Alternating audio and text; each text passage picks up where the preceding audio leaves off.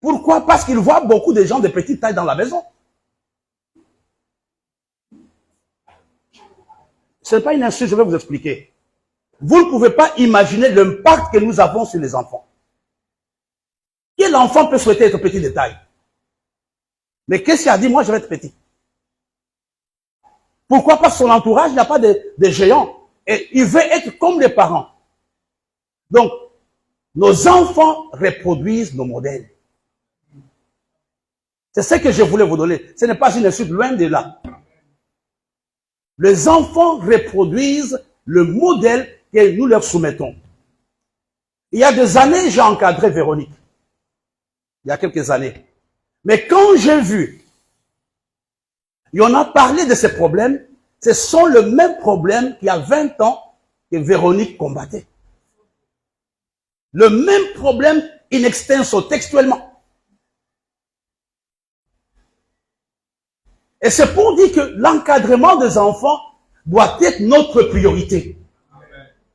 Ce n'est pas l'affaire, quand on vous dit donner 10 000, c'est rien par rapport à l'avenir de l'enfant.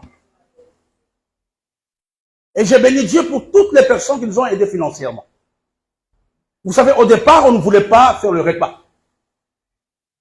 Au départ, quand on a préparé le programme, nous voulions simplement donner des sandwichs.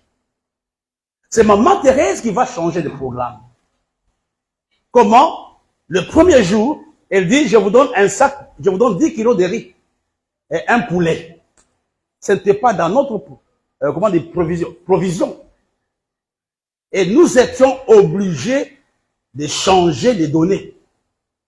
Et j'ai béni Dieu pour les gens qui ont préparé, ce n'était pas évident. Et il y a des gens qui utilisaient leur propre argent pour donner à manger aux enfants. Et Dieu vous bénisse. Amen. Amen. Donc le dimanche prochain, on aura un grand culte. Le culte de la rentrée. Vous aussi, les parents, vous allez rentrer. Donc on donne les invitations pour que les champions, les sages et les leaders et les parents invitent des enfants qui ne sont pas de l'église. Donc les sages, que les parents prennent des dispositions pour les habiller en blanc. Même chose pour les champions. Même chose pour les leaders. On a une semaine pour nous préparer. Ce que vous avez fait aujourd'hui, c'était extraordinaire. Et surtout les chants des leaders. Que Dieu vous bénisse, mes enfants. Vous pouvez encore mieux faire. On a des grandes chorales. On a une grande chorale au milieu de nous. N'oublions pas la première pensée que nous avons eue. Ayez une bonne image de vous-même. Ne vous sous-estimez pas. Je me rappelle le dernier jour, quand j'ai causé avec Merveille, j'ai demandé qu'est-ce qui t'a touché. C'était l'enseignement du pasteur Eddy, qui parlait de l'amour de Dieu. Et vous comprenez, nos enfants ont besoin de se sentir aimés. Nos enfants ont besoin de se sentir encadrés. Ayons un regard valorisant sur les enfants et non un regard méprisant sur les enfants. Nous devons le regarder comme des autorités, mais pas tout le temps avoir un regard de supériorité, un regard qui méprise, un regard de rejet. Et quand vous avez un regard de rejet, vous allez perdre vos enfants. Mais quand vous avez un regard d'amour, un regard d'élévation, vous pouvez aller jusqu'au bout avec vos enfants. Et ça a été une grande expérience pour nous. Nous avons déjà des propositions de l'endroit où nous serons, par la grâce de Dieu, l'année prochaine. Il y a une maman qui nous a proposé un endroit. Je pense qu'après septembre, nous allons commencer à cotiser déjà pour nous préparer pour le grand camp de l'année prochaine à l'ouest. Et en décembre, Dieu nous fera grâce, nous aurons la même école ici. Pendant 3-4 jours, on aura la même école ici, à Douala, en décembre. Mais l'année prochaine, nous irons pour à peu près une dizaine de jours à l'ouest. On vous donnera l'endroit exact, le moment venu. Amen. Amen. Merci aux enseignants, Pasteur Eddy, Pasteur Clarisse, Olive, tous ceux-là qui ont travaillé, que Dieu vous bénisse. Et surtout, merci aux parents. Amen. Amen. Merci aux parents, à tous ceux-là qui nous ont fait confiance, qui ont laissé venir les enfants ici. Et c'était extraordinaire, nous avons eu de très bons moments. Et je vous annonce déjà, nous aurons un après-midi récréatif avec toutes ces classes, le samedi 24 septembre. On va se préparer, On va organiser pour nous rencontrer ensemble, toutes les classes, avec les parents, pour danser, chanter et manger. Ça sera le samedi 24 septembre. Que Dieu vous bénisse. Amen. Amen. Qui a été béni depuis le matin?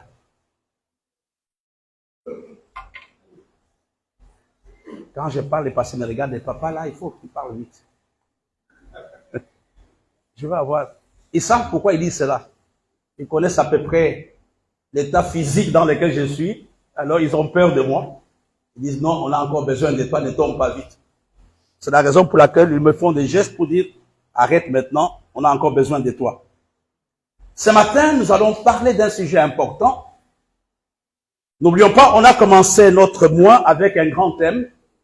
Les choses vont changer. C'était dans le livre d'Ézéchiel, chapitre 21, au verset 26.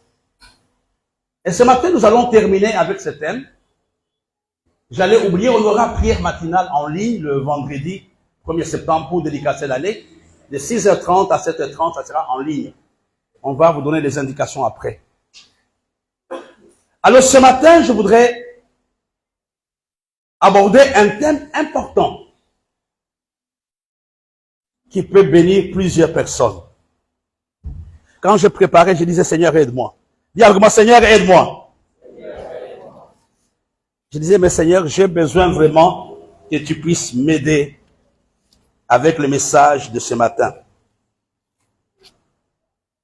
Lisons dans le livre de Ésaïe, chapitre 21. Pasteur Rédi, toi, mes livres. Pasteur Rédi, Pasteur Clarisse. Je vous ferai signe tout à l'heure. Ésaïe 21, verset 14, verset 12. Ésaïe 21, verset 11 et verset 12.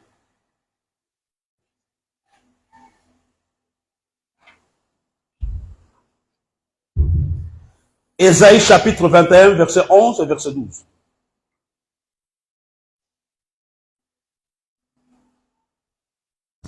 Oracle sur Duma, on me crie de Série, sentinelle petit-tu de la nuit.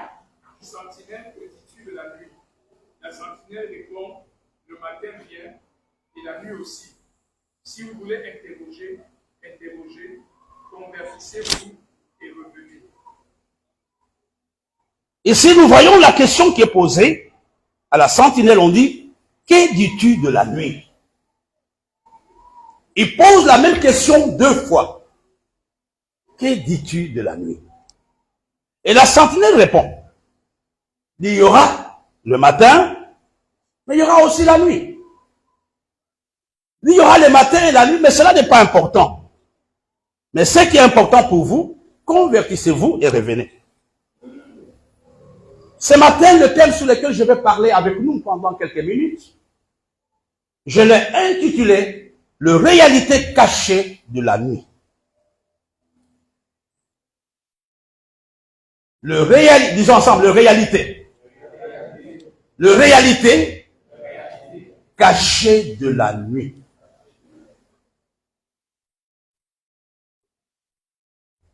Quand vous lisez dans la Bible, même dans les différents cours, que ce soit en métaphysique, dans les livres de philosophie, etc., la nuit reste toujours un mystère. La nuit reste un mystère. Il y a beaucoup de livres, il y a beaucoup d'écrits sur la nuit. Mais ce matin, j'aborderai avec vous un aspect beaucoup plus spirituel de la nuit. Pasteur il dit, Genèse chapitre 1, verset 1 à 5. C'est là nous voyons le mot nuit pour la première fois. Genèse chapitre 1, verset 1 à 5.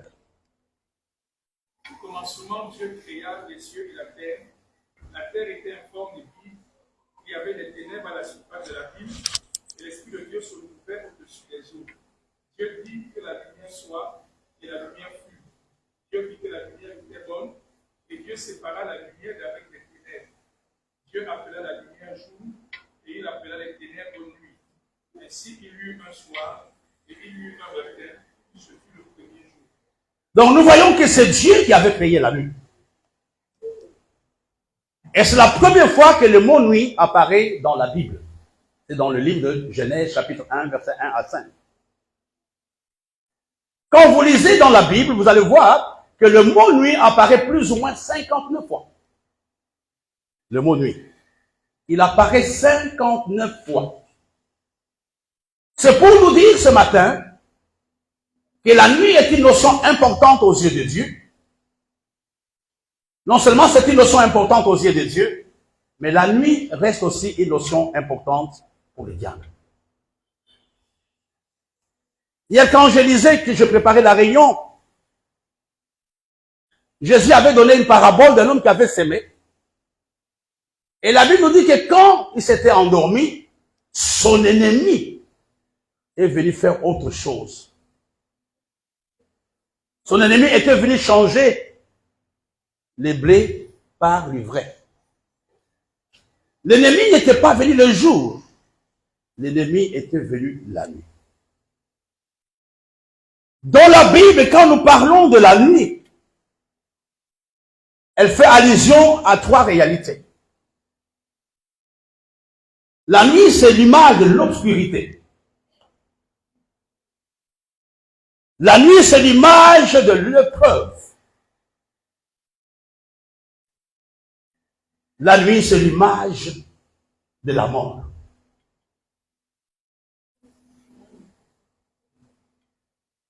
Je disais que dans la Bible, la nuit symbolise trois choses.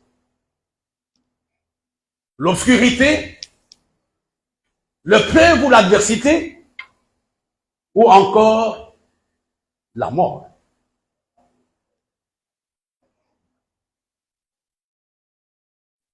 S'il y a un aspect négatif de la nuit dans la Bible, il y a aussi un aspect positif de la nuit. Parce que la nuit est aussi le symbole de l'espérance à venir. Frères et sœurs, la délivrance d'Israël ou la fin de la captivité d'Israël n'avait pas commencé le jour. C'est dans le livre de Exode chapitre 11, verset 4. Exode chapitre 12, verset 12. Et bien, le pasteur Edith peut m'aider. Exode chapitre 11, verset 4.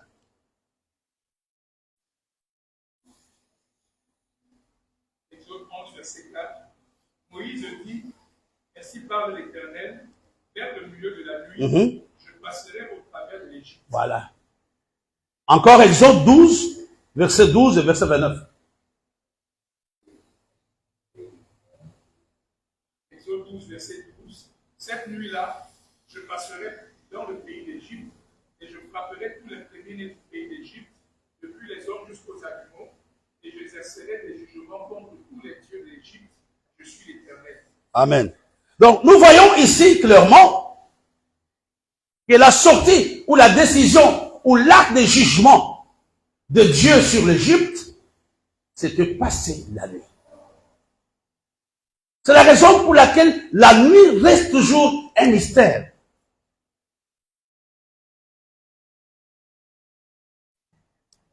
Et vous allez comprendre pendant cette prédication pourquoi j'ai abordé ce thème avec nous.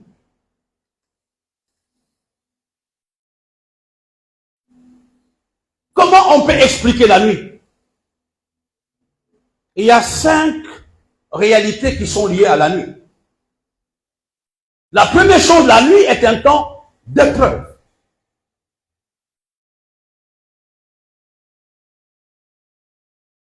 Toujours dans la première partie, c'est un temps d'épreuve, un temps de danger. Mais surtout un temps où vous avez l'impression que le secours n'existe plus.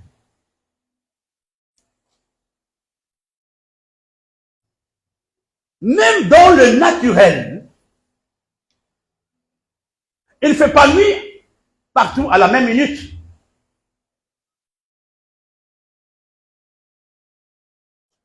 Ce matin, j'aimerais dire à quelqu'un ou dire à toute la communauté que la nuit peut être une réalité collective,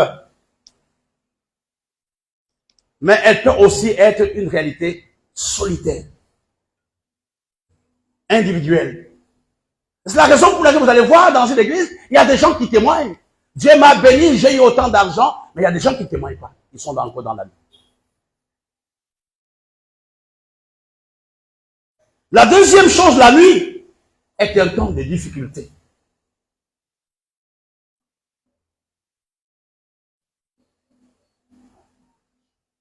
Et tout ça, ce sont des explications que j'ai retirées de la Bible.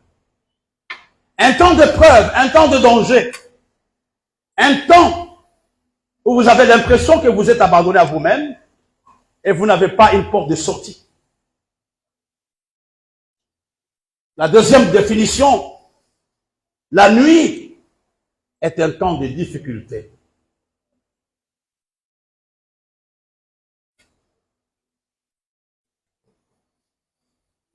Mais il y a un autre élément que j'aimerais nous donner ce matin, toujours par rapport à cette petite définition, explication.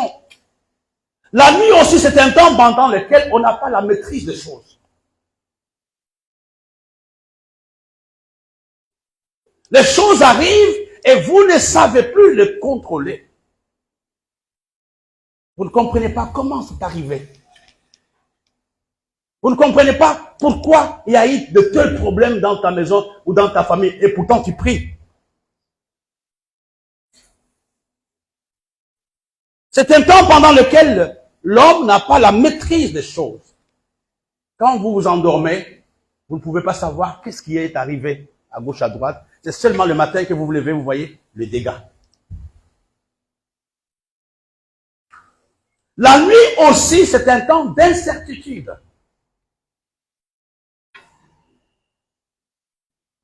Non seulement un temps de difficulté, mais un temps d'incertitude. Comment nous allons être demain?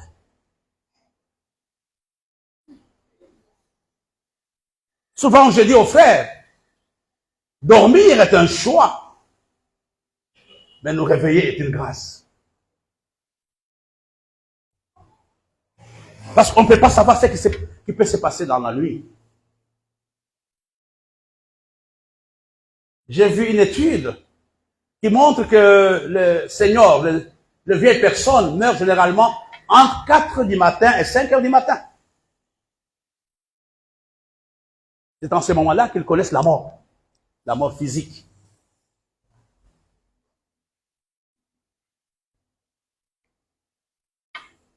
Mais il est aussi important de comprendre que la nuit est aussi un moment favorable pour Dieu, pour pouvoir juger nos ennemis. Tu peux être dans cette salle ce matin, mais tout en étant dans la nuit. C'est un temps pendant lequel Dieu exerce le jugement. Je parle à quelqu'un ce matin qui pense que Dieu l'a abandonné. Dieu est en train de préparer quelque chose contre quelqu'un.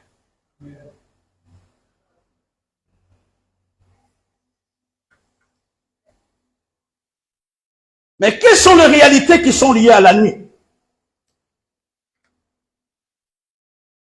J'ai trouvé 5. La première réalité, personne n'aime la nuit.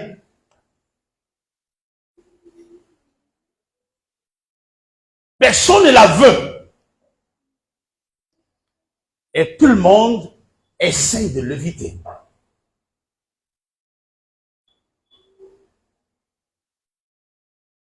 Mais le comble est que même si on ne l'aime pas, la nuit arrive quand même. Et souvent, elle semble longue. On va se relever quand Pasteur Edith, Pasteur Clarisse, comment cette situation, elle va durer jusqu'à quand? Je ne sais pas. Personne n'aime la nuit. Mais la nuit est quand même là.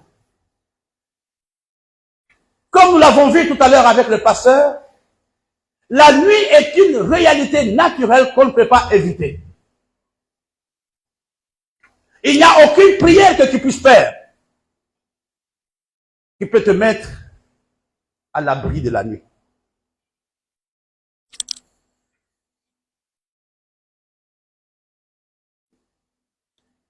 Et la deuxième chose que j'aimerais dire à quelqu'un, non seulement personne n'aime la nuit, mais la nuit est une réalité difficile à vivre. Quand tu passes par la nuit, il faut la grâce de Dieu. pour vivre. Quand tu as connu la gloire, tu as connu les acclamations, tu as été salarié, et d'un coup la nuit arrive dans ta vie. Il faut la grâce de Dieu.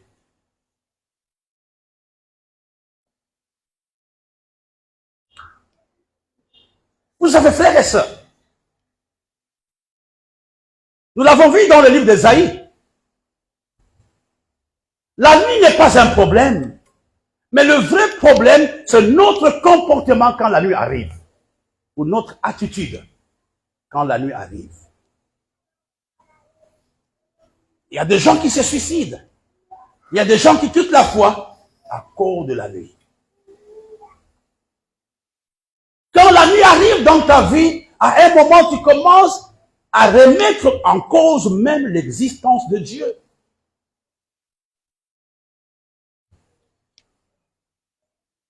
Tu dis, mais pourquoi ceci m'est arrivé? Et pourtant, je suis un bon chrétien. Pourquoi on a trouvé cette maladie en moi? Pourquoi Dieu n'a pas voulu me la faire échapper?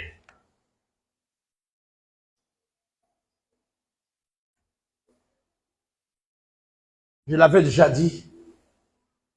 Pourquoi c'est une réalité difficile à vivre?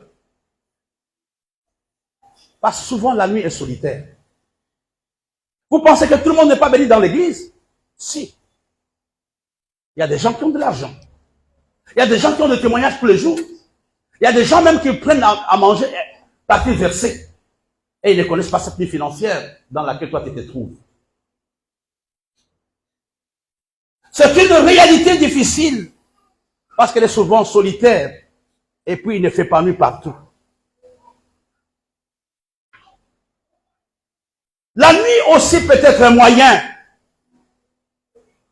qui nous aide à apprécier le jour. Quand aujourd'hui, frère, nous commençons à vivre la nuit de l'âge, nous commençons à envier les jeunes.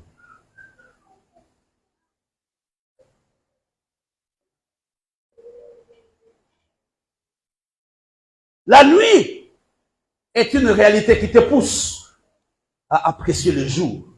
Il y a 2 semaines, quand j'ai vu le jeune de Yaoundé, de l'église de mon frère et ami, Alphonse, j'ai commencé au beau jour et j'ai connu avec les jeunes.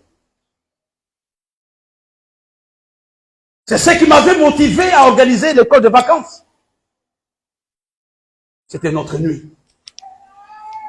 Quand je l'ai vu arriver dans la joie, c'était comme si je n'avais jamais encadré les enfants. Et j'ai commencé à penser au beau jour.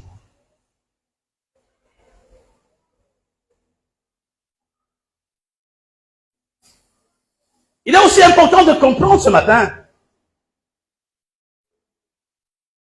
que c'est souvent Dieu lui-même qui permet la nuit.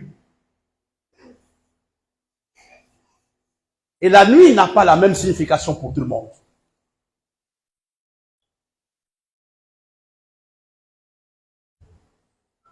C'est Dieu qui permet la nuit. Et la nuit n'a pas la même signification pour tout le monde.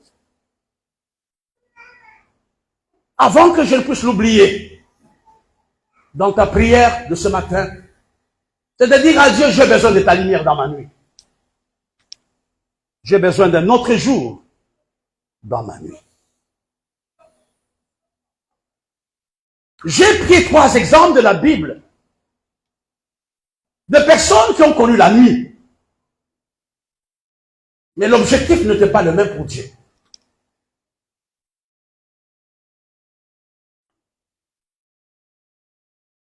Il y a 4 causes essentielles qui amènent la nuit dans la vie de l'homme. La première cause qui peut amener la nuit dans la vie de l'homme, c'est l'homme lui-même. Par ses choix,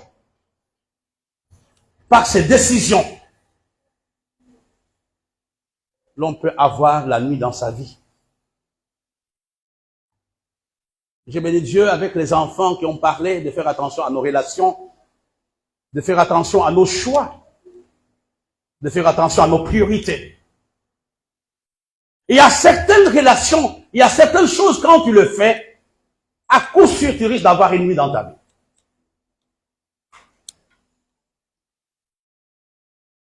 La première cause qui amène la nuit dans la vie d'un homme, c'est l'homme lui-même, par sa façon de faire, par sa façon d'être, par ses décisions et par ses choix. La deuxième cause qui peut amener la nuit dans la vie de l'homme, ce sont les autres. Ce sont nos parents, nos frères, nos amis. Comme ce fut le cas de Joseph qui a connu la nuit dans sa jeunesse. La nuit du puits, la nuit de la prison. Joseph était un homme attaché à Dieu, mais c'était la méchanceté de ses frères, la jalousie et la haine de ses frères qui avaient amené la nuit dans la vie de Joseph.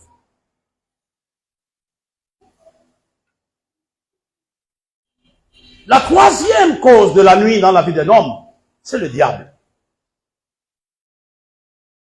Le diable et les sorciers peuvent amener la destruction dans une église, dans une famille, dans une relation. Jamais oublier, mes bien-aimés, l'existence du diable et des sorciers. Jamais oublier ça. Tu as essayé de t'attacher à Dieu, mais les choses ne marchent pas. Entre dans le combat spirituel maintenant. Et la quatrième raison qui peut amener la nuit dans la vie d'un homme, c'est Dieu lui-même qui le permet.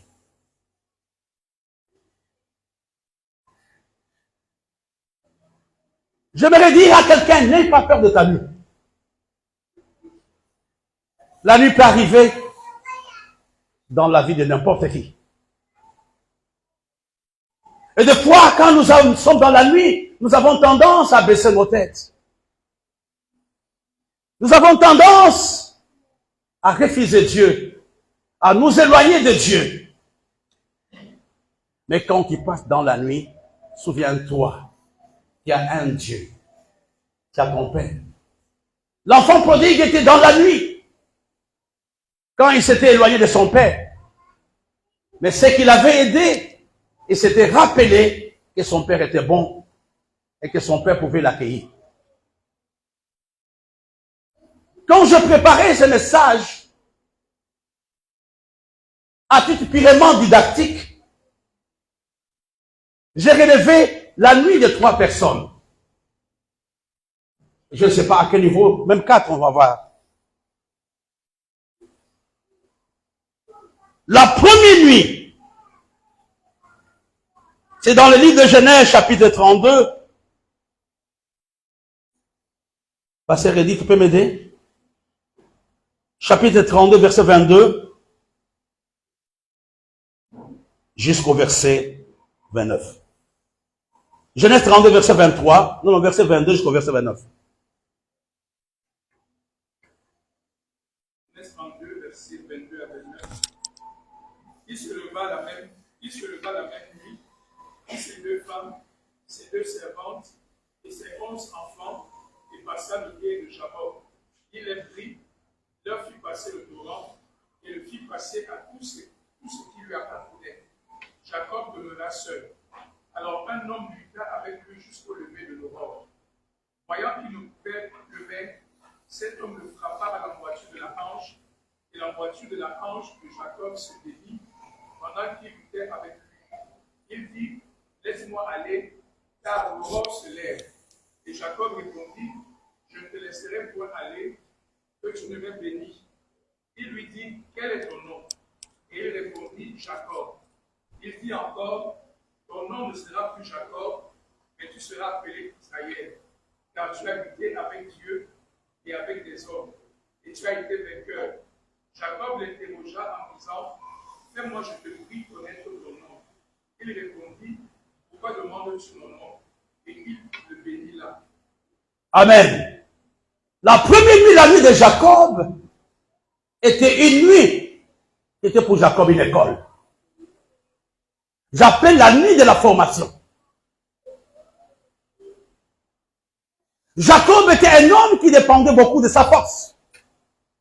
C'était un homme qui a réussi. Avec la ruse et avec les autres stratégies. Mais quand il était arrivé à Peniel, il a passé une nuit là-bas et Dieu l'avait brisé. Il y a des nuits que Dieu permet dans ta vie, dans ma vie, pour notre brisement. Pour nous amener à dépendre de lui et de lui seul. Il y a des moments où on est tellement intelligent. On peut croire que mon diplôme d'université, on peut croire que mon expérience pastorale me suffise pour gérer le ministère. Dieu peut te faire passer par la nuit pour que tu apprennes que ces choses ne comptent pas, c'est lui qui compte. Le code du brisement. À Peniel, Jacob qui pensait qu'il était quelque chose, ce jour-là, Dieu l'a frappé à la hanche. Il a commencé à boiter. Et cet endroit s'était appelé Peniel. Il y a des nuits qui arrivent dans ta vie parce que Dieu te réclame. Parce que Dieu veut que tu reviennes à lui. Tu as essayé dans le business. Tu as marché à gauche, à droite. Rien n'a marché. Nous avons vu avec le pasteur Eddy tout à l'heure, la Bible nous dit, revenez et convertissez-vous. Il y a des nuits qui arrivent, tu as l'impression que tu n'as pas de secours. Dieu le fait exprès. Il veut que tu tentes ta main vers lui. Il veut que tu cries à lui, rocher, que nous avons besoin de toi. Je peux compter sur mes dîmes pour faire le ministère. Dieu peut permettre que l'église n'ait aucune dîme. Tu vas rester dans l'église ou tu vas partir. Tu peux compter sur un homme qui a de qualité, un riche. Mais Dieu le bouge. Il y a certains départs que Dieu permet pour te sauver toi.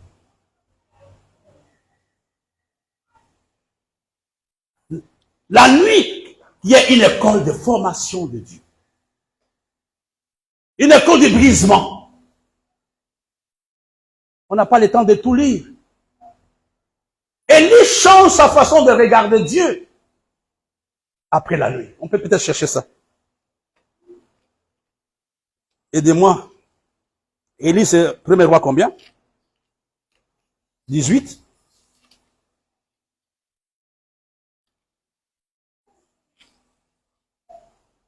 Premier roi 18. Il y a quelque part, j'aimerais retrouver ça. Quand Élie était en train de partir, là, quand il est en train de fuir, c'était après, hein? 19-9. Voilà. Regardons ensemble 1er roi chapitre 19, passer du 1er verset 4. Pour lui, il alla dans le désert, où après une journée de marche, il s'assit sur un genet et demanda la mort. Comment d'abord, à partir du verset 1. Achab rapporta à Jézabel tout ce qu'avait fait Élie et comment il avait tué par l'épée tous les prophètes. Jézabel envoya un messager à Élie pour lui dire que les dieux me traitent dans toute heure. Si demain à cette heure, je ne fais de ta vie ce que tu as fait de la vie de chacun d'eux. Élie, voyant cela, se leva et s'en alla pour sauver sa vie.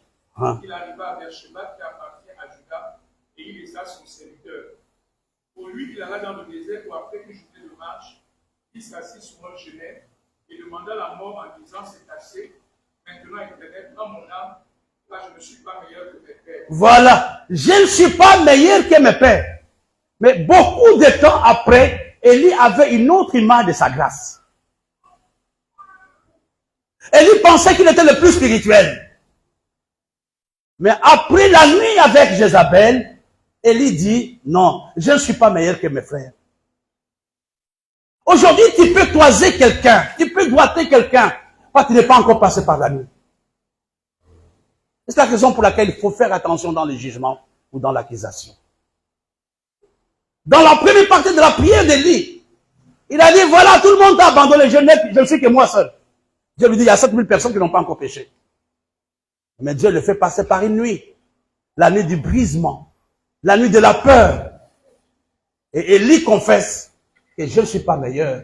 Donc tout ce que j'ai pu faire, c'est grâce à toi, non à cause de ma sainteté. La première nuit, c'est la nuit de l'école de Dieu. La nuit du brisement. La nuit où Dieu nous enseigne quelque chose. Veut nous enseigner quelque chose. La nuit où Dieu veut nous ramener à lui. Tant que la chose que Dieu poursuit dans ta vie n'est pas encore ajustée ou réajustée, la nuit continuera dans ta vie. Église, ce matin, j'ai fait un appel à chacun de nous.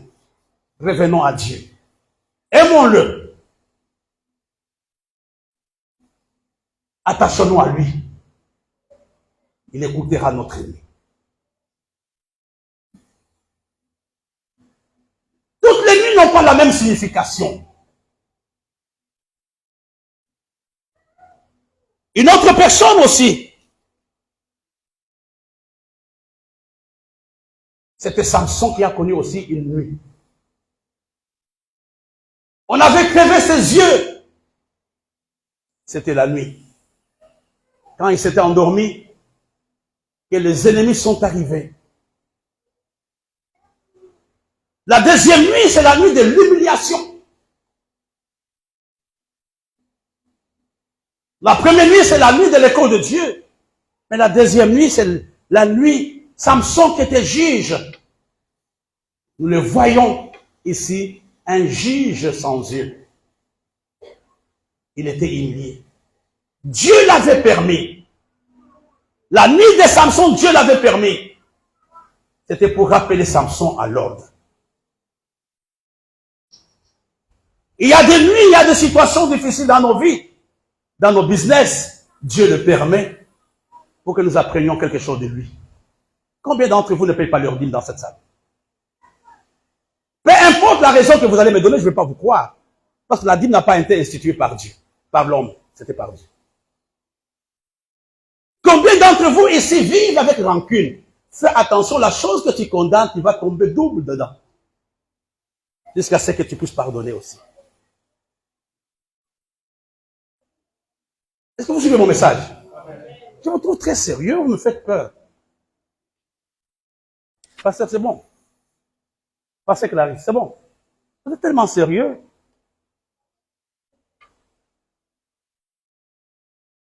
Dieu poursuit un objectif dans chaque nuit. Si je parlais des premières nuits qui étaient difficiles, la nuit de Jacob, Dieu change son nom.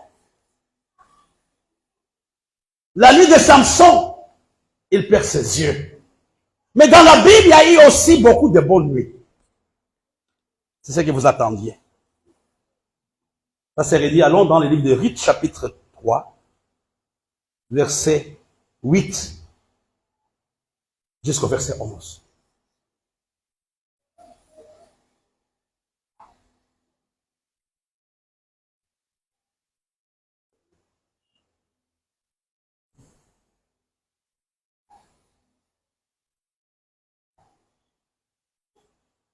Luc chapitre 3, verset 8 à 11.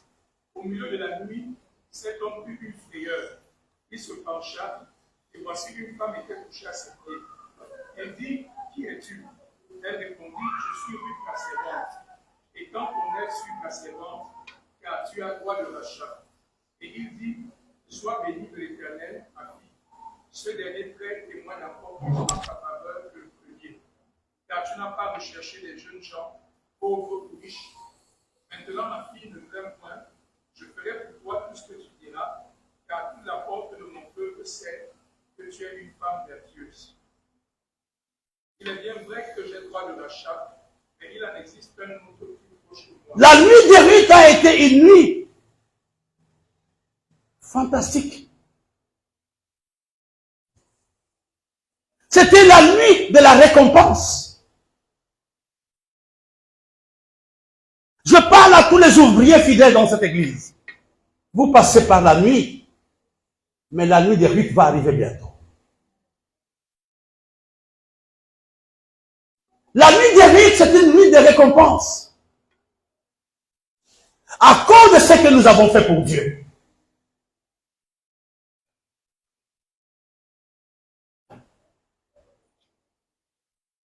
Et nous voyons riche, être loué, être acclamé par un homme. Mon frère, quelle que soit la longueur de la nuit, le jour finira par venir. J'étais à une conférence à Libreville. Un de mes pères dans la foi, je dis bien, le révérend Koungou Pierre, qui est parmi les gens qui ont les plus grandes églises de Lubumbashi, avait donné son témoignage. La première partie de son témoignage concernait la nuit de son ministère. Parce que Clarisse était présente.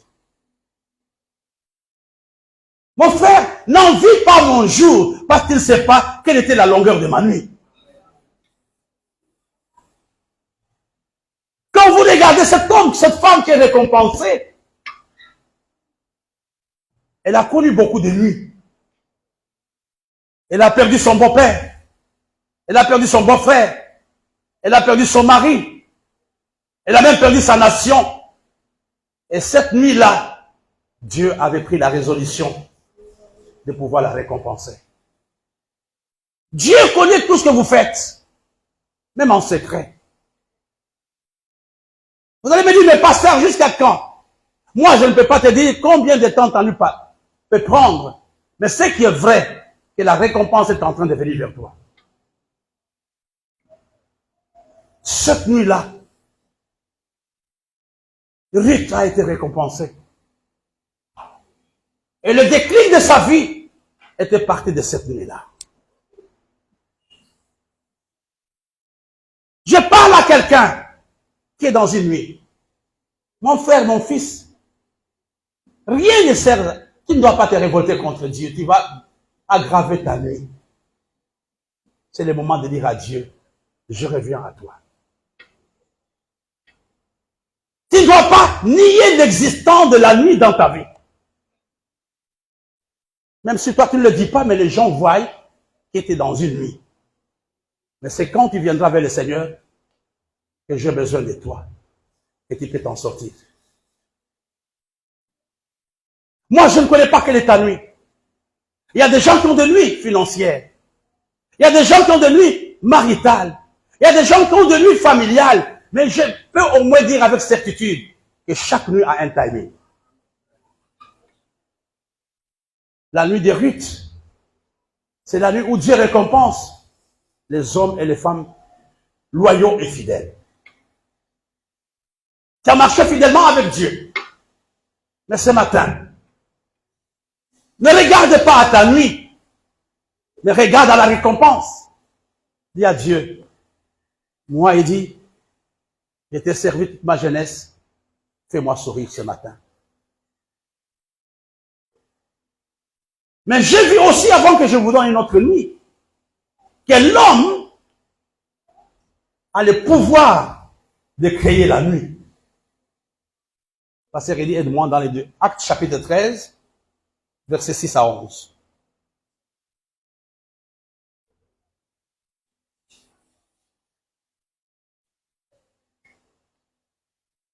Acte 13, versets 6 à 11. Ayant ensuite traversé toute l'île jusqu'à Paphos, ils trouvèrent un certain magicien, comme prophète juif, nommé par Jésus, qui était avec le proconsul Sergius Paulus, homme intelligent. Ce dernier fit appeler Barnabas et Saul et manifesta le désir d'entendre la parole de Dieu. Mais Élymas, le magicien, car c'est ce que signifie son nom, leur faisait opposition, cherchant à détourner de la foi le proconsul. Alors Saul, appelé aussi Paul, rempli du Saint-Esprit, fixa le regard sur lui et dit, homme plein de toute espèce de ruse et de fraude, fils du diable, ennemi de toute justice, ne cessa cela tue point de pervertir les voies du Seigneur. Maintenant, voici, la main du Seigneur est sur toi, tu seras aveugle, et pour un temps, tu ne verras pas le soleil. Aussitôt, l'obscurité et les ténèbres tombèrent sur lui, et il cherchait en tâtonnant des hommes plus guidés. Nous avons, dis argument, j'ai la possibilité d'envoyer la nuit dans la vie de quelqu'un.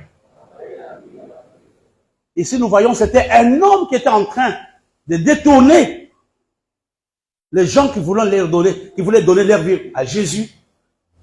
Mais Paul l'avait puni en envoyant la nuit.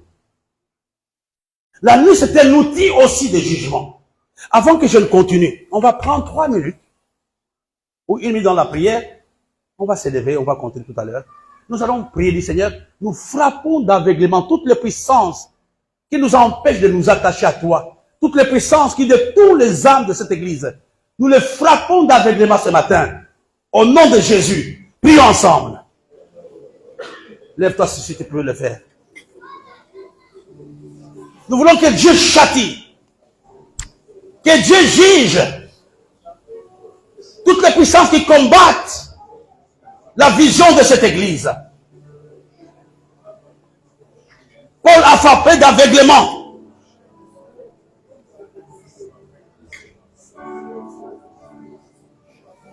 Tu vas prier que toutes les puissances qui ont créé de nuit dans ma vie, qui ont créé des situations impossibles dans ma vie, ce matin, je le frappe d'aveuglement et je me libère au nom de Jésus. Prions ensemble.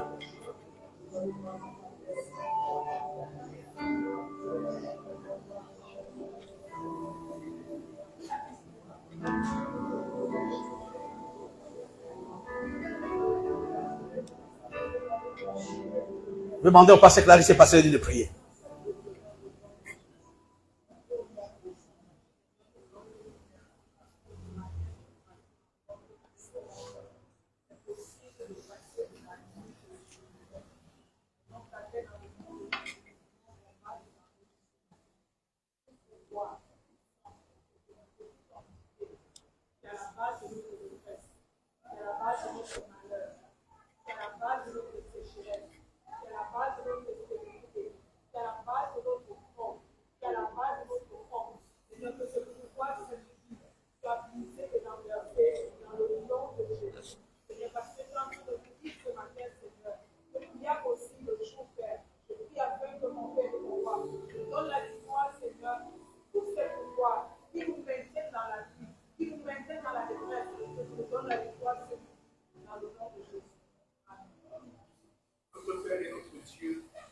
Seigneur, nous prions ce matin pour toutes les nuits qui sont posées dans nos vies, Seigneur, par les puissances des ténèbres, par les forces occultes, par la méchanceté satanique.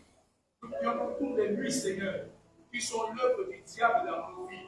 Ce matin, dans le nom de Jésus, nous déclarons que tout à l'exécuteur, que tout méchant qui est à la base de la nuit dans nos vies, Seigneur, nous déclarons que la nuit aussi soit son partage. Au nom de Jésus, tout méchant, Seigneur, qui est à la base de la nuit dans nos familles, dans cette communauté, Seigneur, nous déclarons qu'à partir de cet instant, la nuit tombe aussi sur sa vie, les ténèbres aussi s'abattent sur sa vie, la confusion aussi s'abat sur sa vie. Dans le nom de Jésus, nous te disons, Seigneur, merci, parce que cela est établi dans le nom de Jésus. Amen. Avant de continuer, nous allons encore prier.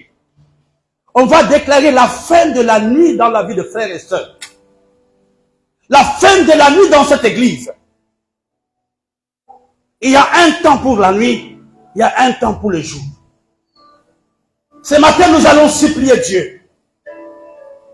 En tant qu'individu, en tant qu'église. Du Seigneur, les 8 premiers mois, j'étais dans la nuit. Mais je veux que ce mois de septembre, que ta lumière luise dans ma vie. Que ta lumière luise dans mon ministère. Que ta lumière luise dans ma santé. Au nom de Jésus, après je peux demander encore la prière des pasteurs. Prions ensemble.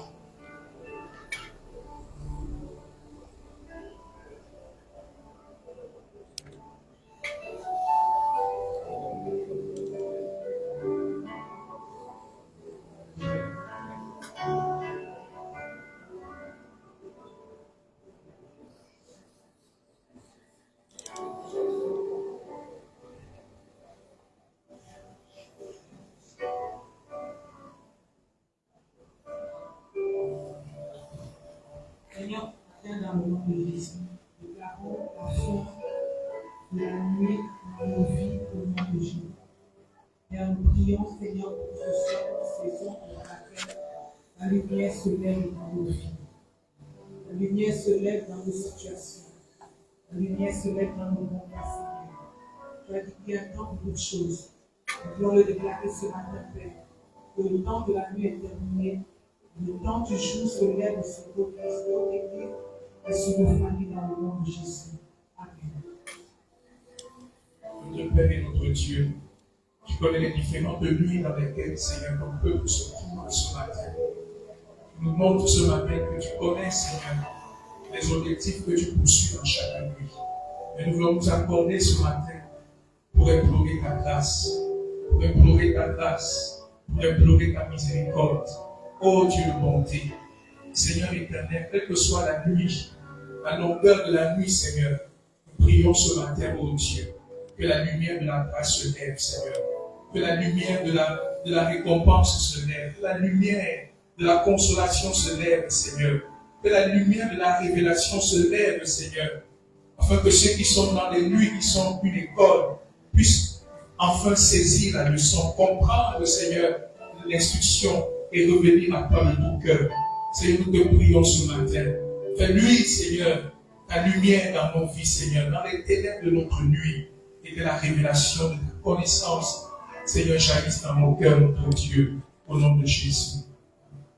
Nous allons terminer avec la dernière nuit. Le pasteur l'a cité dans sa prière. Disons dans le livre de Nombres, chapitre 17, verset 1 jusqu'au verset 9. Jusqu'au verset 10. Nombre 17, c'est la dernière nuit. Verset 1 jusqu'au verset 10. Nombre 17, verset 1 à 10. L'Éternel parla à Moïse et dit, parle aux enfants d'Israël et prends d'eux une verge selon les maisons de leur père, soit 12 verges de la part de tous leurs princes selon les maisons de leur père. Tu écriras le nom de chacun sur sa verge, et tu écriras le nom d'Aaron sur la verge de Lévi. Car il y aura une verge pour chaque chef des maisons de leur père. Tu les déposeras dans la tente d'assignation, devant le témoignage où je me rencontre avec toi. L'homme que je choisirai sera celui dont la verge fleurira. Et je ferai cesser de devant moi les murmures que profèrent contre tous les enfants d'Israël. Moïse parla aux enfants d'Israël, et tous leurs princes lui donnèrent une verge. Chaque prince une verge, selon les maisons de leur père, soit 12 verges. La verge d'Aaron était au milieu des leurs. Moïse déposa les verges devant l'Éternel dans la tente du témoignage. Le lendemain, lorsque Moïse entra dans la tente du témoignage, voici la verge d'Aaron pour la maison de Lévi avait fleuri. Elle avait poussé des blonds, produit des fleurs et mûri des amandes. Moïse ôta de devant l'Éternel toutes les verges et les porta à tous les enfants d'Israël, afin qu'ils les vissent et qu'ils prissent chacun leur verge. L'Éternel dit à Moïse, reprends la verge d'Aaron devant le témoignage, pour être conservé comme ainsi pour les enfants de rébellion, afin que tu fasses cesser de devant moi leur murmure et qu'ils ne meurent point. Moïse fit ainsi, il se conforma à l'ordre que l'Éternel lui avait donné. Ce dernier texte, c'est pour quelqu'un dans cette salle.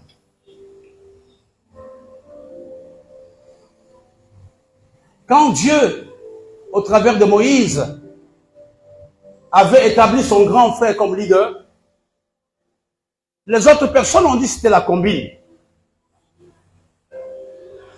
Et Dieu a dit, écoutez, que chaque famille apporte dans la maison une verge, un bâton sec.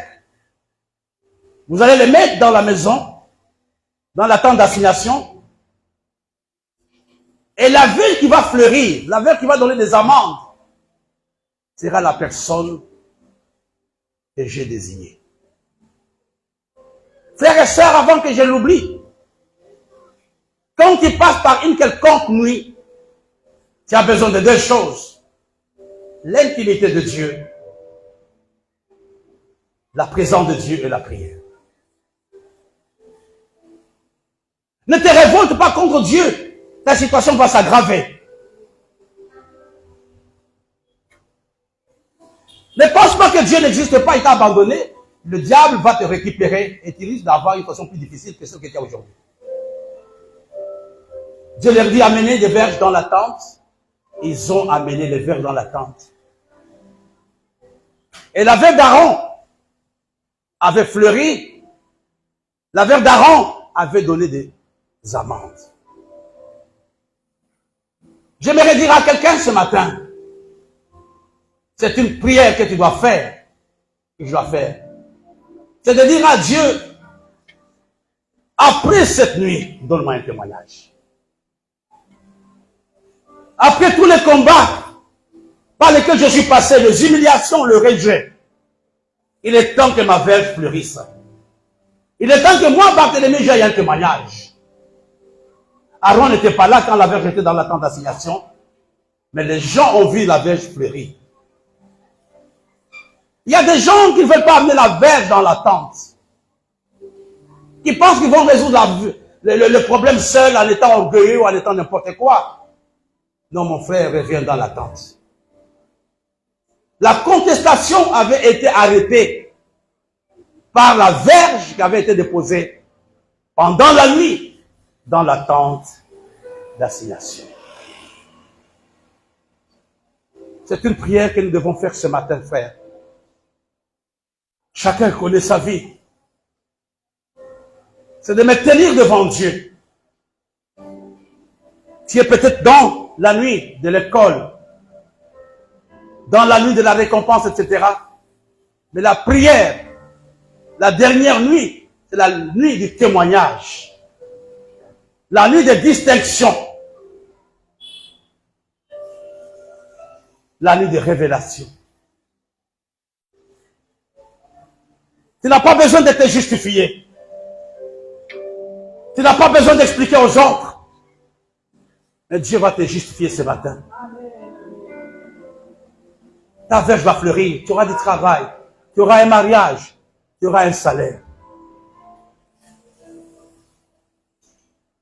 J'aimerais que tu te considères comme étant cette verge. J'aimerais que tu te tiennes devant Dieu. Il y a un chemin, voici. Na, na, na, na, na, na, na. On peut chanter ça. J'aimerais que tu te tiennes devant Dieu ce matin. Je ne sais pas par quoi tu passes. Par des moments difficiles. Mais j'ai la bonne nouvelle de te dire. Ta nuit est arrivée à la fin. Et ce matin, ta verge va fleurir. Tu auras un témoignage. Pendant qu'on chante, reçois le témoignage de Dieu.